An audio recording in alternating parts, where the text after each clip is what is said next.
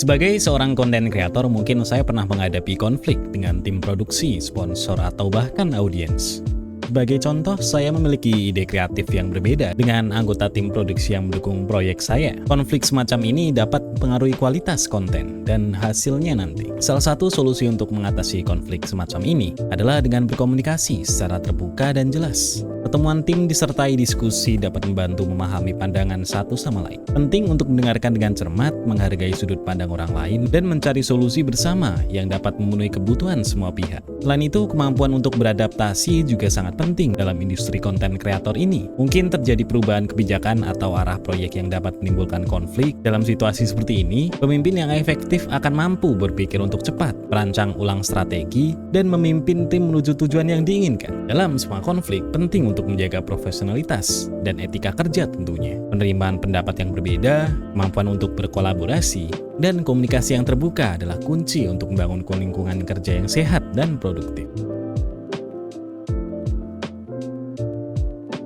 Sebagai konten kreator, saya juga harus menghadapi keputusan yang penting. Pertama-tama, saya harus merancang strategi konten yang mencangkup pemilihan ide konten dan pemilihan tim produksi. Pengelolaan tim produksi juga menjadi tanggung jawab saya, termasuk penentuan tugas dan tanggung jawab anggota tim, serta pengelolaan dinamika kelompok. Keputusan terkait kolaborasi dan sponsorship dengan pihak eksternal juga menjadi bagian yang penting dari tanggung jawab kepemimpinan, melibatkan penentuan jenis kerjasama dan pembagian keuntungan pastinya. Dalam upaya meningkatkan visibilitas dan audiens, saya perlu membuat keputusan strategis terkait pemasaran konten, termasuk penggunaan iklan, promosi sosial media, dan strategi lainnya. Inovasi dan kreativitas juga merupakan bidang di mana saya harus membuat keputusan langsung dalam industri. Pengelolaan konflik di antara anggota-anggota tim atau dengan pihak eksternal juga membutuhkan kebijakan dan keputusan yang efektif. Analisis data performa konten membantu saya membuat keputusan berdasarkan hasil yang diperoleh. Sementara keputusan jangka panjang melibatkan perencanaan strategis untuk pertumbuhan ekspansi ke platform yang baru. Dengan demikian, kepemimpinan dalam industri konten memerlukan keseimbangan antara kreativitas,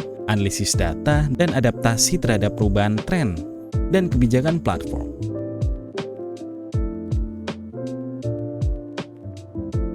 Dalam kepemimpinan sebagai konten kreator, saya memikul sejumlah pertanggungjawaban yang penting.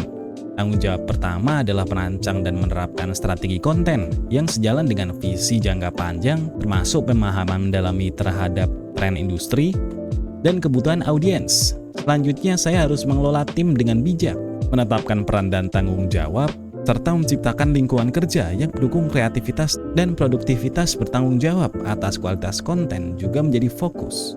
Bertanggung jawab atas kualitas konten juga menjadi fokus tentunya.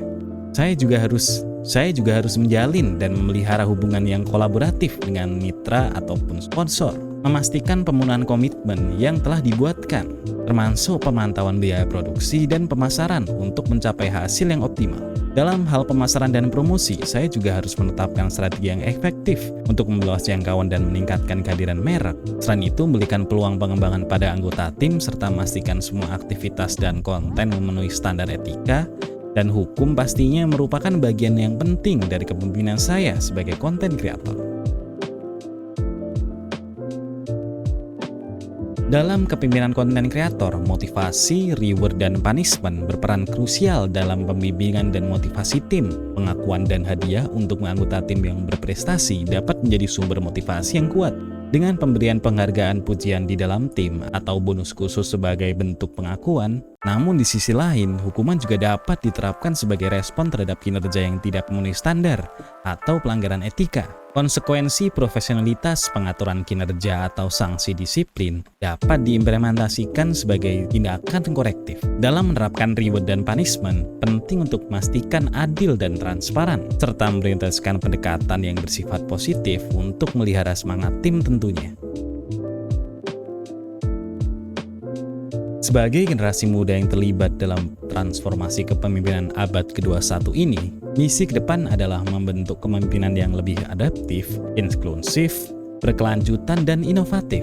Saya berkomitmen untuk membangun kepemimpinan yang dapat beradaptasi dengan cepat terhadap perubahan dinamika bisnis dan teknologi global, dengan tujuan mendorong keragaman dan memastikan bahwa setiap suara dihargai tanpa memandang latar belakang dan identitas individu. Saya percaya dalam pendidikan dan pengembangan, kepemimpinan mencangkup aspek emosional, sosial, dan etika. Keberlanjutan juga menjadi landasan utama dengan pemahaman bahwa pengambilan keputusan harus mempertimbangkan dampak jangka panjang terhadap lingkungan dan masyarakat. Serta saya berkomitmen untuk membangun budaya kepemimpinan kolaboratif yang memupuk kerjasama tim dan pertukaran ide. Saya juga berusaha memberdayakan anggota tim untuk mengambil peran kepemimpinan, mendorong kreativitas, dan menyediakan platform bagi ide-ide inovatif. Saya juga mengerti tentang pentingnya keterampilan emosional dan sosial dalam kepemimpinan. Melalui ini, saya berharap dapat membentuk kepemimpinan yang responsif, berkelanjutan, dan berdaya guna untuk menghadapi tantangan di abad ke-21 ini.